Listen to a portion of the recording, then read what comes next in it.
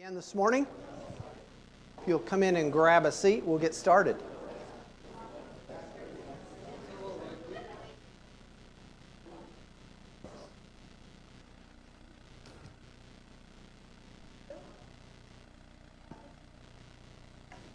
Thank you everyone for being here this morning. I appreciate Dan bringing his class into the auditorium last week. I was a bit under the weather. I wasn't deathly ill, but I was telling a couple of people that, in years past, I would have probably been here and I would have taught the class last week. But with COVID and with all of that kind of stuff, you take extra precautions, and I think that's the right thing to do, for sure. I was telling Larry just a minute ago, this study has been so good for me. I can't answer for you. But it has been so good for me. The book of Mark is so powerful. The book of Mark is so concise in some areas. It does not elaborate like the other Gospels do. And so we've been looking at Jesus strictly from the context in which Mark wrote his Gospel. And it's a little bit different. It's been a little bit different for me now that I've tried to take a fresher look at it. And I have been guided by a study by an old preacher that I knew years and years ago, Prentice Metter. And Bob Chisholm, he had a partner helping write. And they kind of take you through the book of Mark. And so 2 weeks ago, I kind of want to jump in here because now I'm a week behind. 2 weeks ago, we started looking at 3 occurrences where Jesus began to reveal, really in more depth, what his apostles, or really to reveal to his apostles what his true mission was. I mean, Jesus, you can name different things that Jesus was going to do. He was going to teach, he was going to preach, he's going to die for us, he's going to establish the church. There's a lot of things, but he didn't give that whole information of what was going to happen to his apostles in the beginning, because if they were anything like me, they would have probably ran the other way. That was not what they signed up to do. And we looked at Hebrews 3 and verse 14 that's up on the screen. And today's lesson, I really want to focus on this passage. We've come to share in Christ if indeed we hold our original conviction firmly to the end. But before we really dive into that, we discussed a little bit right before this. These 3 occurrences, we discussed the word perseverance. And when we come face to face with a difficulty, when we come face to face in the Scriptures with truth, what do? Do we embrace it? Do we quit? And then if we see that's going to be hard, that's hard for me to do we persevere?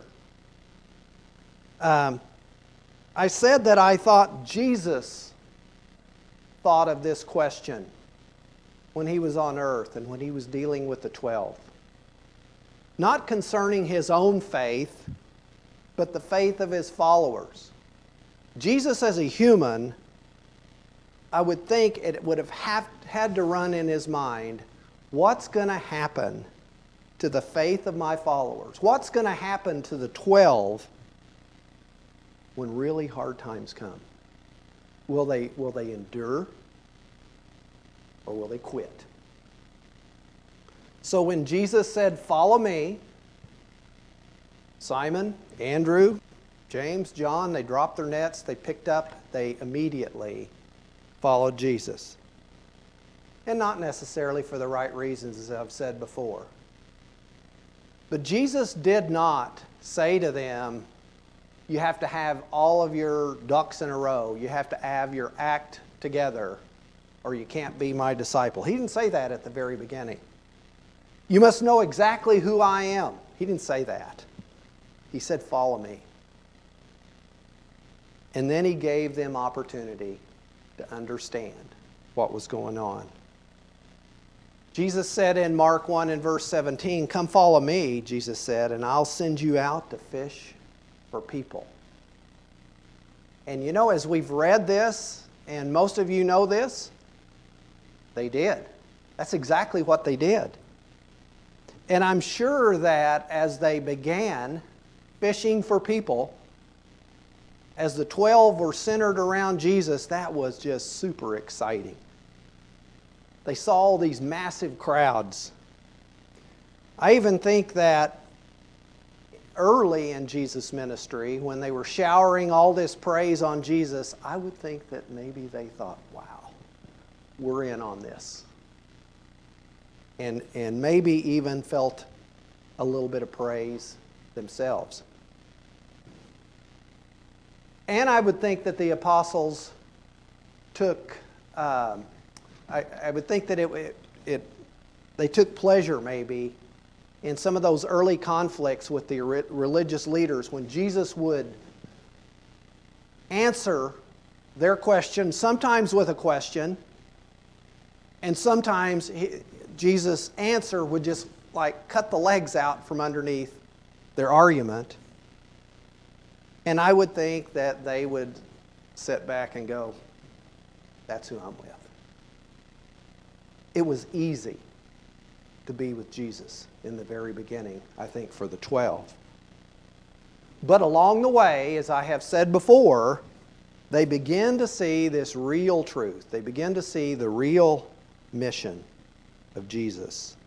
And we looked at a number of scriptures, I won't go through those again, where Jesus was not dumping the whole load on them, but he was beginning to tell them that, you know what, it's not going to be as easy in the future as maybe it is today. And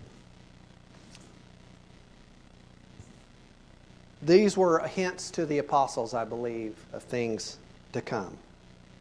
Early, he hinted early of his death, of the cross, of what his real mission was. So, as we got to this point, that's all the review time I got. We're going to jump right into these three occurrences where I believe the faith that the 12 need to have, but they don't have yet, collide. And so we're going to look at three occurrences. The first one happens in Caesarea Philippi. Oops. There we go. Mark chapter 8, starting in verse 29. Jesus and his disciples went on to the villages around Caesarea Philippi. And on the way, he asked them, who do people say that I am? And they replied, some say John the Baptist, others say Elijah, and still others, one of the prophets. But what about you? He asked. Who do you say that I am? And Peter answered, you are the Messiah. Jesus warned them not to tell anyone about him. He then began to teach them that the Son of Man must suffer many things, be rejected by the elders, the chief priests, and the teachers of the law, and that he must be killed, and after 3 days rise again. He spoke plainly about this, and Peter took him aside and began to rebuke him. Then in verse 34, then he called the crowd to him along with his disciples and said, whoever wants to be my disciple must deny themselves, take up their cross, and follow me. Familiar passage. But up to this point, Jesus had been somewhat quiet about his mission, maybe even his true identity. Because even though Jesus had told him his mission, and even though Jesus had revealed himself, how many times did they say, who is this person? And they didn't have it all absorbed yet. So for months, Jesus had just been living himself, living his identity consistently. in front of the 12. And his disciples had seen him giving of his time, giving of his energy, giving of his emotion, and his very life for people. But that what they had not seen, I don't believe, up to this point, is that they would not see that Jesus serving people would lead to the highest form of self-sacrifice. So finally, Jesus starts to speak even more clearly. It was so clear that I think it was difficult for them to hear. I know it was difficult for them to hear. And he said that the success of his mission would require his death. And I think this shattered the 12. It shattered their thoughts. It shattered what their plans were for the future. And even then, at that very moment, Peter identified Jesus as the Messiah. You're the Son of God. But did he really know what that meant? And Jesus said, don't tell anyone. I think Jesus was saying, or at least to me, he was saying, you believed in me when it was easy, when it was popular, when it was exciting. But will you believe in me when you know the rest of the story, when you know what's really going to happen? Will you believe in me when it's really hard? You see, these lessons he's giving to his apostles are the same lessons that we have today. So the 12 were left with the decision. Do they believe it? Are they not? Do they quit? Do they persevere? And Jesus wanted to be perfectly plain here. He didn't say to the apostles, you must deny yourself certain things. They'd already done that. They had left businesses. They had left family. They had left all of their, what we might consider true security, to follow Jesus. In fact, in Mark 10:28, Peter said, we've left everything to follow you. But Jesus knew that the deepest faith went beyond denying yourself things. And sometimes I box it in that way even today. But Jesus went above and beyond that to say that you have to deny yourself. That's hard. That's really hard. But you know what? Sometimes denying yourself things, and here's another trap you get into, you sit there and you start taking account of what you've given up for Jesus. It can actually cause spiritual pride, and not in a good way. Remember back in Luke chapter 18, where the Pharisee stood by himself and prayed, God, I thank you that I'm not like other people.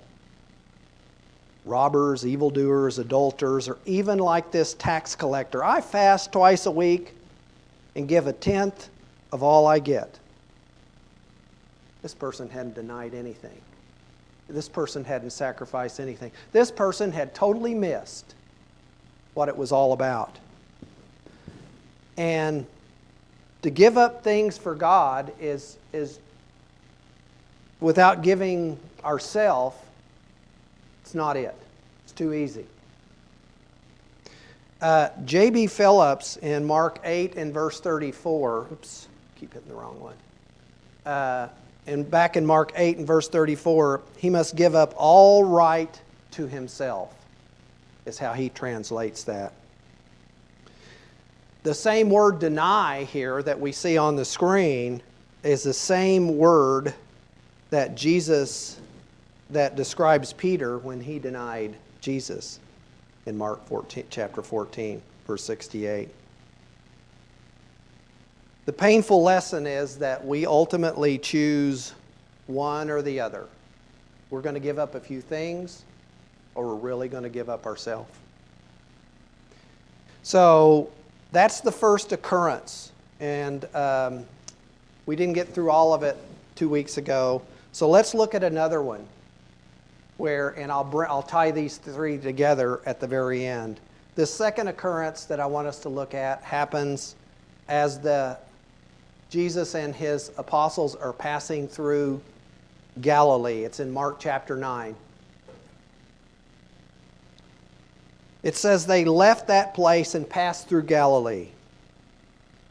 Jesus did not want anyone to know where they were, because he was teaching his disciples, and he said to them, "The Son of Man is going to be delivered into the hands of men. They will kill him, and after 3 days he will rise." But they did not understand what he meant and were afraid to ask him about it. Okay? I would suspect this isn't the first time Jesus had revealed what was going to happen. And now that he makes it pretty plain, they still don't understand. But Jesus was kind of in the back roads of Galilee. He was traveling, I think, one, because he didn't want these crowds to interfere with the fact that he needed to talk plainly to his apostles.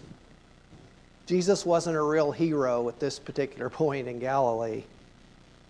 And we looked in Mark chapter 6 a few lessons back where Jesus feeds the 5,000.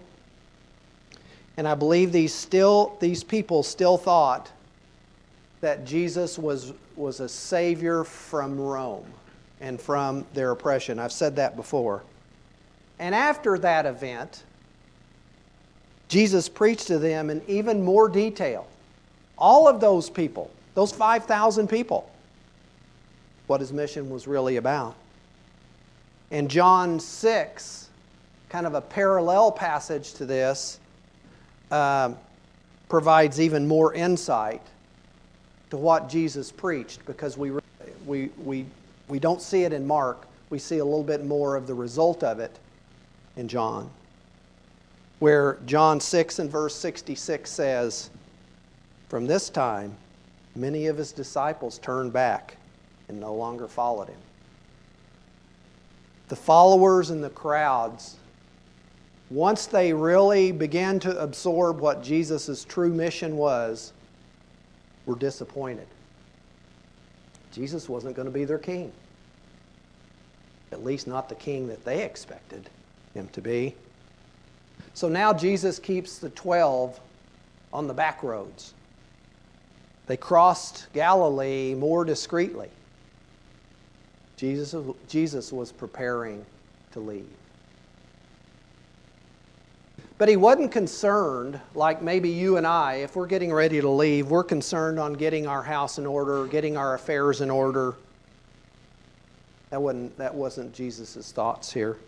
He focused on the 12. He was preparing them. And I was asking myself this question at this particular point when it kind of became more clear to me. Do you think Jesus ever wondered, will they continue to believe when I'm gone?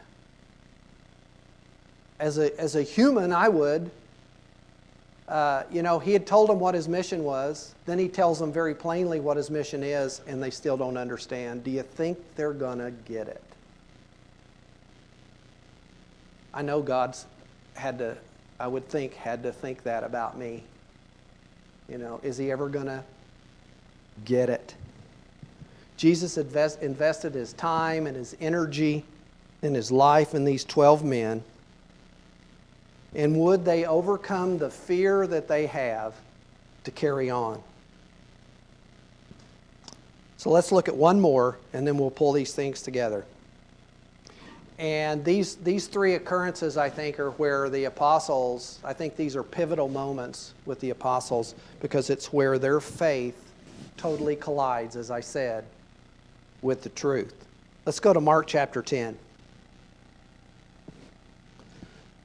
They were on their way up to Jerusalem, with Jesus leading the way, and the disciples were astonished, while those who followed were afraid. Again, he took the 12 aside and told them what was going to happen to him. "We're going up to Jerusalem," he said, "and the Son of Man will be delivered over to the chief priests and the teachers of the law. They will condemn him to death and will hand him over to the Gentiles, who will mock him and spit on him, flog him, and kill him. 3 days later, he'll rise." So here's the third time he's talking to them about his death. First time, it says plainly they didn't understand. I would think that it's starting to soak in by now. I see a lot of tension in the air if you try to sit back and analyze the dynamic of what's going on here. Jesus is leading the way. It actually says that. I picture him walking well ahead of maybe his followers. Jesus was focused on what was about to happen to him. And what was the attitude of his disciples? They were afraid. So, Jesus is walking. I believe he's very confident. He knows what his mission is. He's sure of his mission. I can see in this picture the 12 kind of maybe lagging behind a little bit. The closer they got to Jerusalem and the closer Jesus got to the cross, I think they began to see more of the difference of what their thoughts were versus what was really going to happen. I think it's starting to become more clear. These are 3 difficult episodes that Mark paints that the apostles went through. 3 predictions of Jesus' death. And I'm sure that every time he said this, and every time he made the announcement, their hearts just sank. And things just began to look even more grim. So to summarize those 3 occurrences, in Mark 8 and verse 31, he says that he must be killed. Then in 9 and verse 31, he said the Son of Man is going to be delivered over to the hands of men. He's going to be betrayed. And then in 10, they're going to mock him. They're going to spit on him. They're going to torture him. They're going to ridicule him. And Jesus, each time we see, is revealing just a little bit more about what's going to happen. And Luke records this about Jesus in Luke chapter 12. In the NIV it says, "I have a baptism to undergo, and what constraint I am under until it's completed." I don't think that's a very good interpretation. I think the ESV makes it even more plain. And it says, "I have a baptism to be baptized with, and how great is my distress until it's accomplished." And then Jesus elaborates even more in the next verse, in verse 51. It says, "Do you think I came to bring peace on earth? No. I tell you, but division." All of these people were crowded around Jesus. And where are they now? They're beginning to leave. They're becoming divided. His mission was training, it was educating, it was equipping the 12. The cross and his death were the center of his mission. But here's another thing I thought of. Jesus' mission, if I'm a leader and I'm in Jesus' place here, his mission relied on the 12. It appears to me that he put all his eggs in the 12's basket, so to speak. But Jesus wanted his mission not to just be carried on by the 12. He wanted it to be reproduced by the 12. And it was. We can look at history as well as the Scriptures and know that it was reproduced.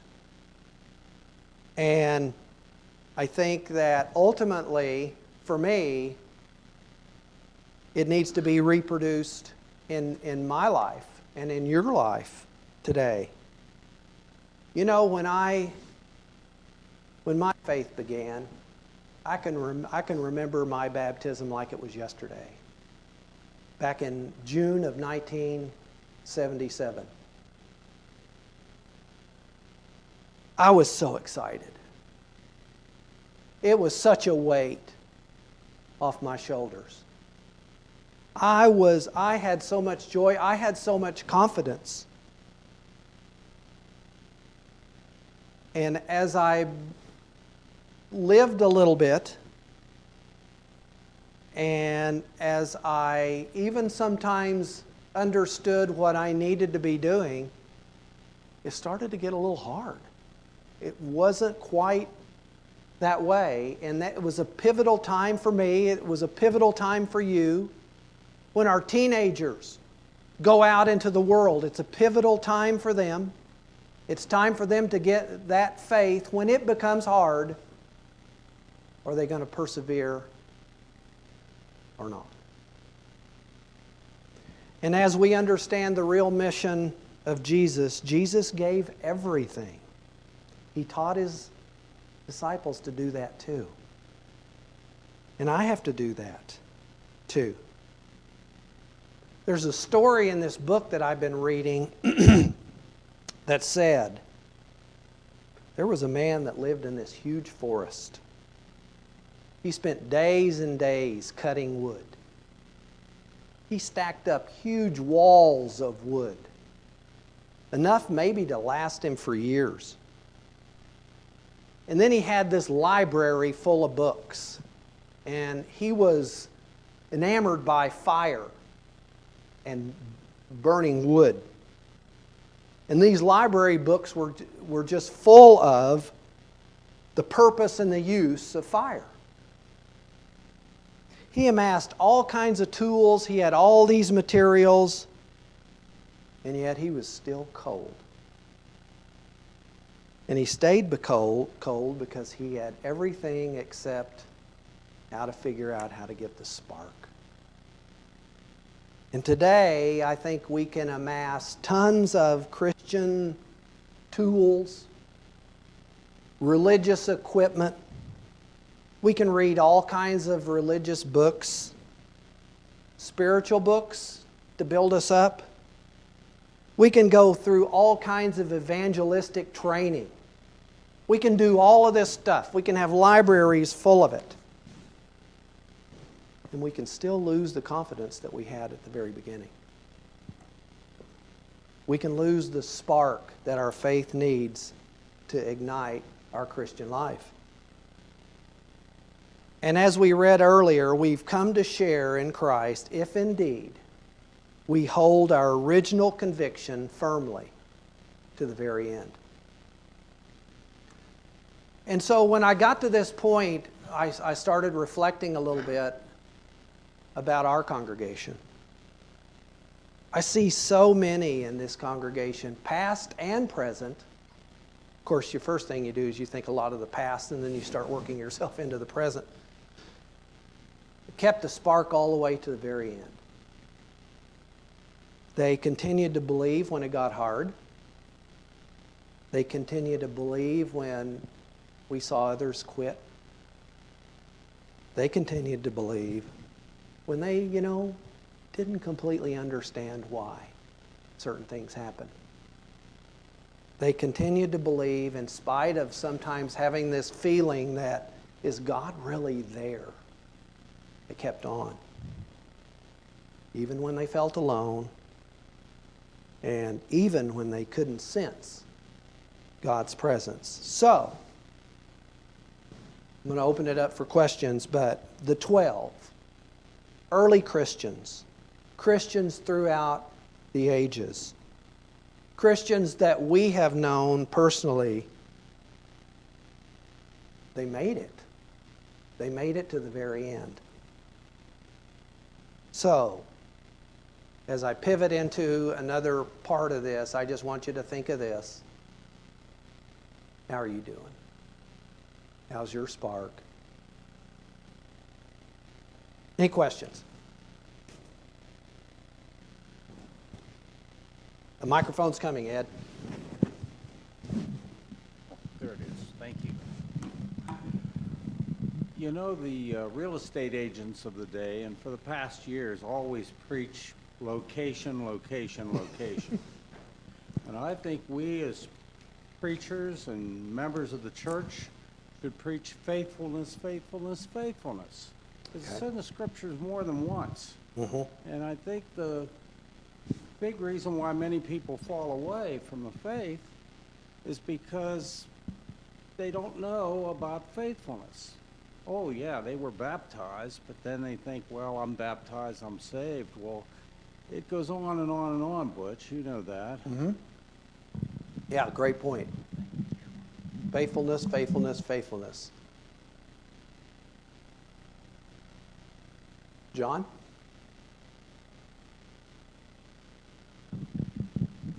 I was just going to note that on all three of those verses that you provided, and you talked about us today, I think that's so true that when a tragic event occurs, we tend to give up.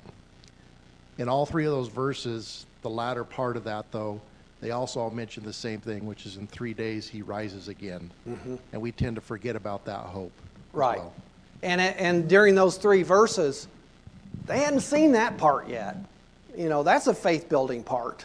And it still is a faith-building part for us today. Excellent. Anyone else? Okay. We're going to change gears here. And we're going to talk about prayer. In this lesson, I really want us to look at the prayer life of Jesus.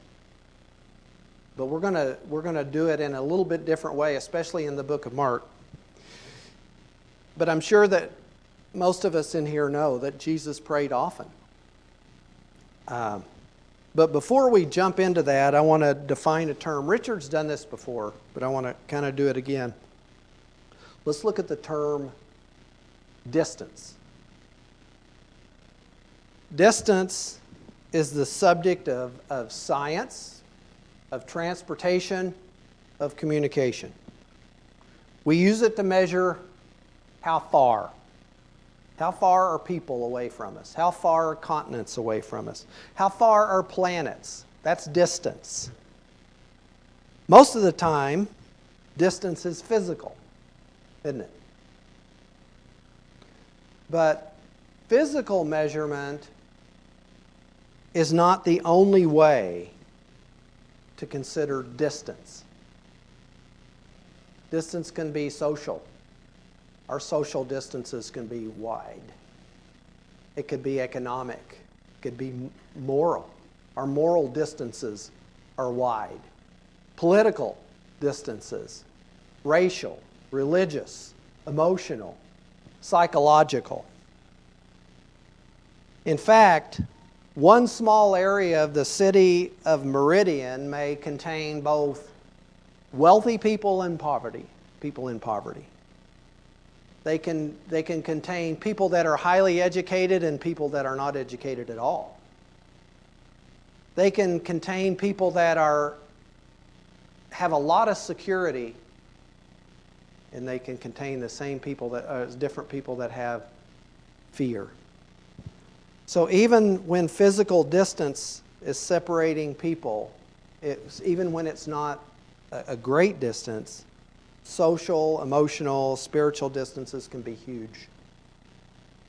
We've heard it said that the world is shrinking.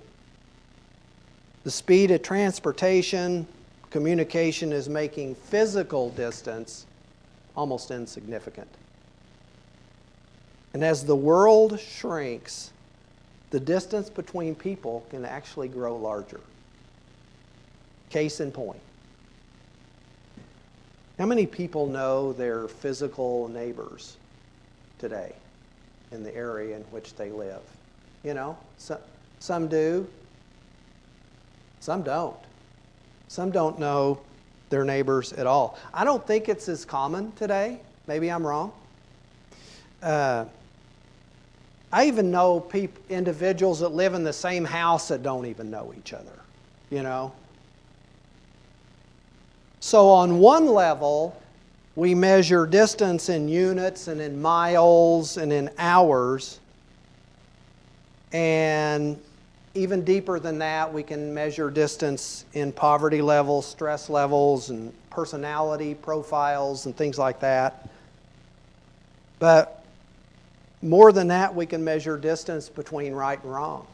We can measure distance between loyalty and betrayal.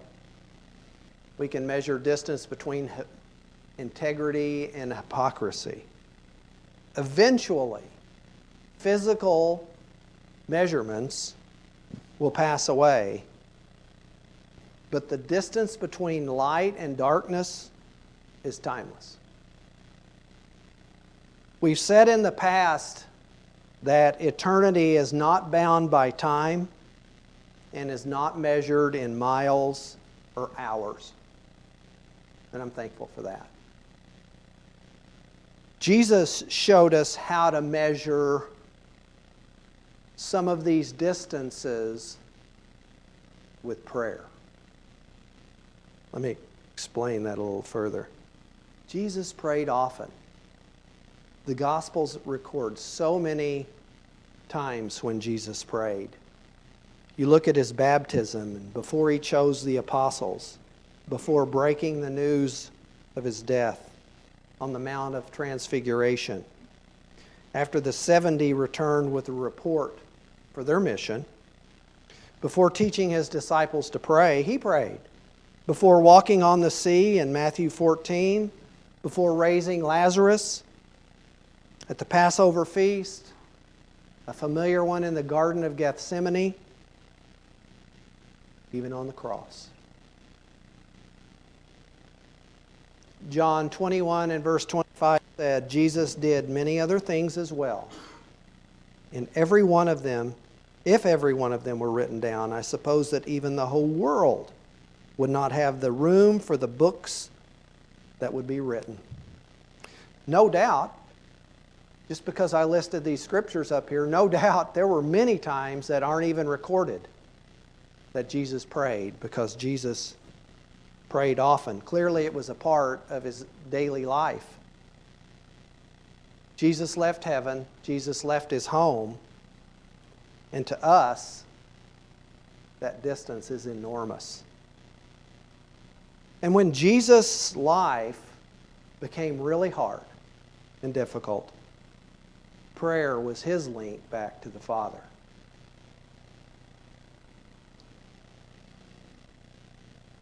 Hebrews 5 and verse 7 says, during the days of Jesus' life on earth, he offered up prayers and petitions with fervent cries and tears to the one who could save him from death, and he was heard because of his reverent submission. It's interesting that since we've been centering on the book of Mark, that the Gospel of Mark doesn't really mention all of these prayers. In fact, it only mentions 3 prayers that Jesus prayed. Wonder why that is. Out of all the times that Jesus prayed, wonder why Mark chose to just mention 3 of them. I don't know. But could it be that Mark wanted to really emphasize these 3 prayers that Jesus prayed in the context of real crisis, real turning points in Jesus' life, real difficulties that he was going through? And I think I know Mark's book was really focused on really accentuating and showing Jesus' struggles that he went through. And they're highlighted in the book. Because of this focus, I think that Mark was showing the human side of Jesus, especially when we begin to analyze what these 3 prayers were about and what was really going on during the time Jesus these three prayers. Jesus was faced with all kinds of decisions and challenges, just like we have.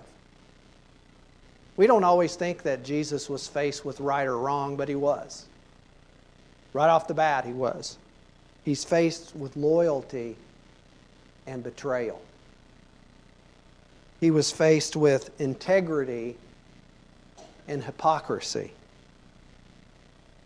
So for Jesus, each time that these challenges occurred in his life, Mark accentuates and records that Jesus faced his trials, his crises, if you will, with prayer. So I want us to look at the three prayers of Jesus that Mark records. And I'm going to stop right there because I want us to dissect those, and I don't want to get partially through the first one and then have to review so much the next week. So any questions or comments before we close?